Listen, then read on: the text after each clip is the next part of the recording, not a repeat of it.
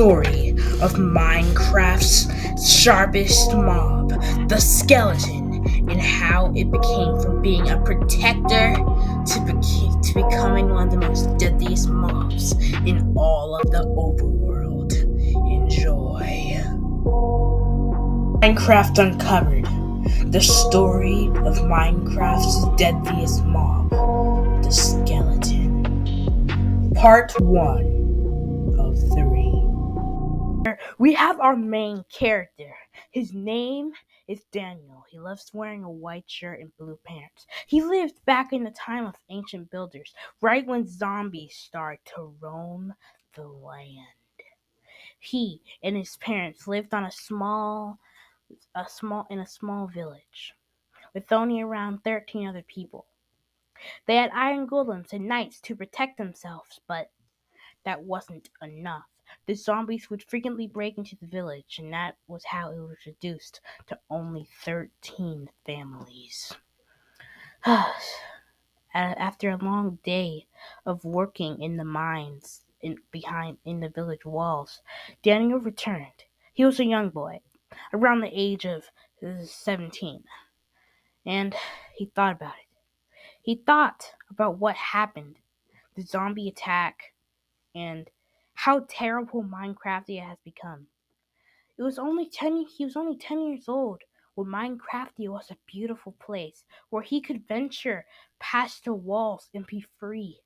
But now he was stuck inside these walls with no way to get out. Daniel, where are you? That was Daniel's mom calling him for dinner. Soon, when he turned 18, he would be able to venture deep into the mines. He would be able to gather riches for his village and for his family. This could allow him to move out of the village and take his family somewhere safe. But right now, he would have to stick in this dump. He returned to his mother. Yes, hello, Mother. Oh, this looks like some great pumpkin pie. Thank you. Welcome, Sonny.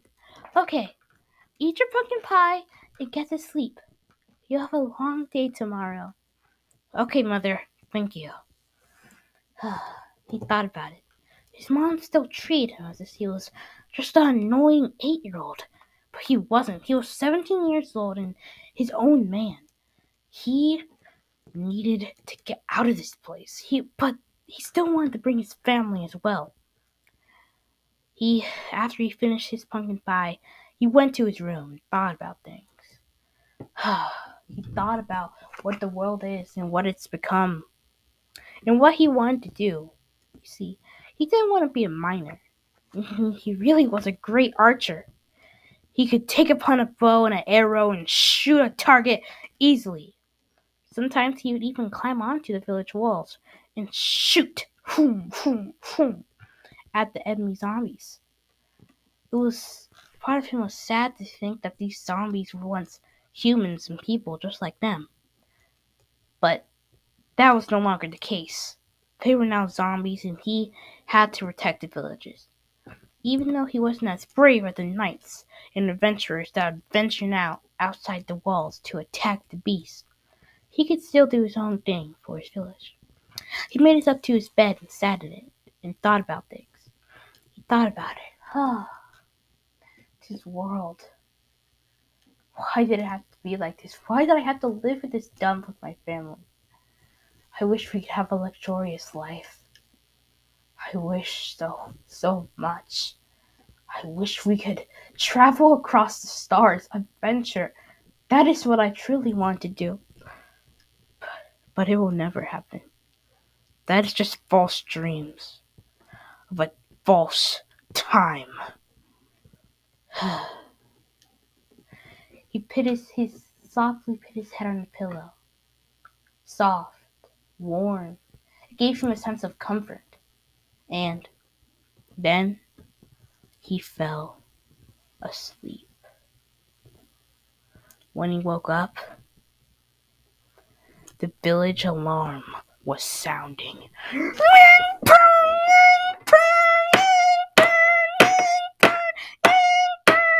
That was terrible sound effects. Back to the story. He woke. What is that outside? No, the village bell. No, he heard that sound many times before when he was on top of on the walls. He knew what this was. This was zombies. He rushed out. Now that he was downstairs, he heard the sound of zombies yelling, screaming everywhere. He rushed out of his house. His parents pulled him back in. No! Daniel! We have to get out of here! We have to get out of the house! His dad said, stone sword in hand. Where's Amy? Where's Amy? Daniel said, breathing fast. I don't know where she is, said the mom. Baby! Baby! Baby! Help me, Mama! They heard the yell. It was from outside their house. Daniel's dad ran out. Amy! Bright was behind her as she was running towards the house.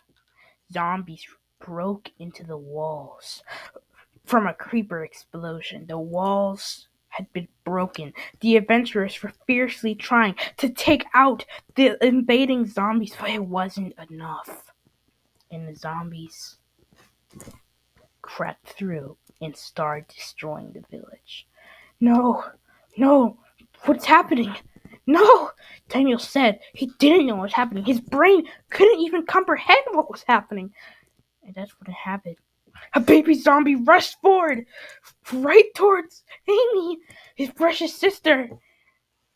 She couldn't die. No, not his sister. The person he loved so dearly. But it was a baby zombie. The baby zombies are so fast, and before Daniel knew it, his sister was devoured by the zombie.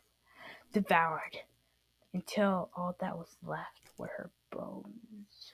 The zombie infected her, and soon his own sister, got up, hair in her eyes. Her eyes now red. Her skin now dark green.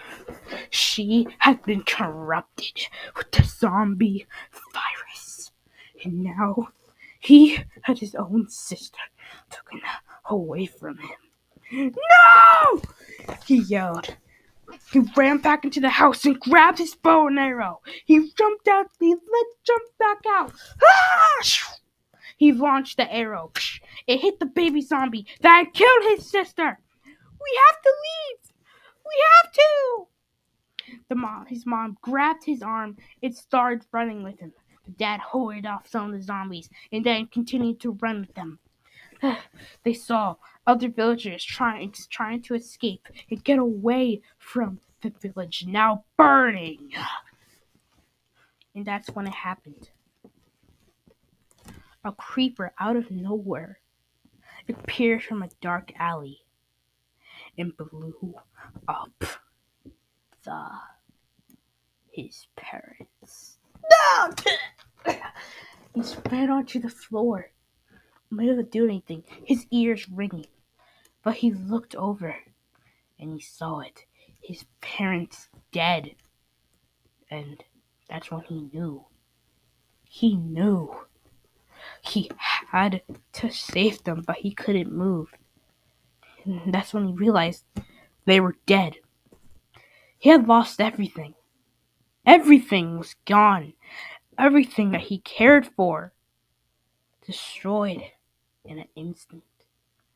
A zombie crept up to him and it bit his teeth into him. He yelled, "Ah! Ah! Ah!" But then, a weird creature started walking forward. It had red eyes, just like the zombie, but unlike the zombie, it had white weird bones exposed. There was no skin. It was just a skeleton. The skeleton wore a crown and had a staff. The skeleton put the staff out. Daniel started to yell.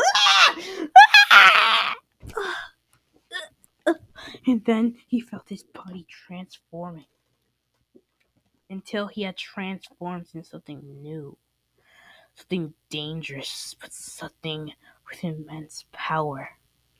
He had turned into a skeleton. The first skeleton. The skeleton that would rule alongside the king skeleton, the one that had revived him. But this was just the beginning of his story. You will have to wait till Sunday this week to get the next installment of this amazing story. Enjoy. I hope you enjoyed. Subscribe, like, and hope the Skeleton King doesn't get you as well.